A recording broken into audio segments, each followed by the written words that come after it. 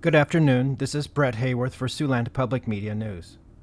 Wetlands in Iowa help prevent nearly $500 million in flooding damage each year, according to a new report from the Union of Concerned Scientists. The report's author, Stacy Woods, on Wednesday said wetlands are natural floodwater barriers. They absorb and slow down rushing water like a sponge.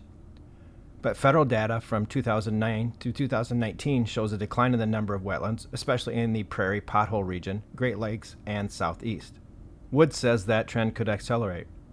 A U.S. Supreme Court decision last year stripped away federal protections in the Clean Water Act for many wetlands.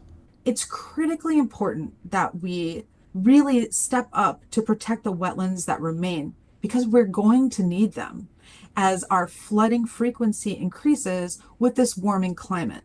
Along with flood mitigation, the report says wetlands provide habitat and food for roughly half of the endangered species in the United States. They also act as natural pollution filters for drinking water. In other news, South Dakota Governor Kristi Noem wants to shift temporary tax cuts to become permanent while fully funding a proposed men's prison outside of Sioux Falls. In a Tuesday address that aired her priorities for the 2025 legislative session, Noem recommended a 1.25% increase for schools, state employees, and healthcare providers. While the Republican governor cautions that revenues are down, she also wants to establish a funding program for private and alternative schooling.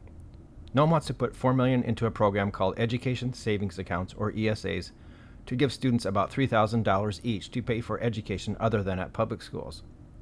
Noem said the state will not cut any dollars from public education, but critics call it a voucher program. While popular among some Republicans, the move is not universally supported within the governor's own party. That includes Brookings Representative Melissa Heerman, who had questions about the proposal. Incoming Democratic Minority Senate leader Liz Larson said she needs to see details on how ESE funding will affect public schools. Additionally, the NAIA College Women's Volleyball Championship Tournament started on Wednesday at the Tyson Event Center in downtown Sioux City.